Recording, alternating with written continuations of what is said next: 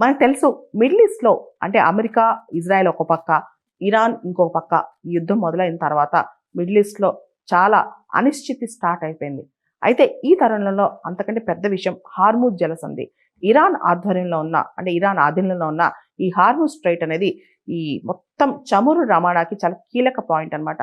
ఈ రవాణాలో ప్రత్యేకంగా చమురు అనేది మిడిల్ ఈస్ట్ నుంచి వచ్చే చమురు, ఒపెక్ దేశాల నుంచి వచ్చే చమురు కావచ్చు, ఇదంతా కూడా ఈ ప్రాంతం నుంచి ఎక్కువగా ట్రాన్సిట్ అవుతా ఉంటుంది. ఈ టైంలో ఇరాన్ యుద్ధం మొదలైన తర్వాత హార్ముజ్ జలసంధి మూసేసినట్లు ప్రకటించింది.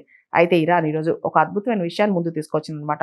భారతదేశంతో సహా తన మిత్ర దేశాలైన 5 దేశాల యొక్క నౌకల కోసం హార్ముజ్ జలసంధి ప్రత్యేకంగా తెలుస్తున్నట్లు ఈ విషయాన్ని ముంబైలోని ఇరాన్ యొక్క కాన్సులేట్ జనరల్ కార్యాలయం ప్రకటించిందనమాట ట్విట్టర్ వేదికగా.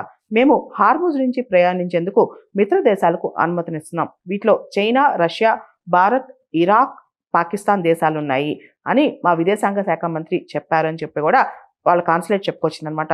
దీంతో హార్ముజ్ జలసంధి దగ్గర అంటే హార్ముజ్ స్ట్రైట్ దగ్గర చిక్కుకుపోయిన భారతదేశం యొక్క నౌకలు ఏదైతే ఉన్నాయో వాటన్నిటికీ తమ గమ్యస్థానం చేరేందుకు అవకాశం దొరుకుతుందన్నమాట.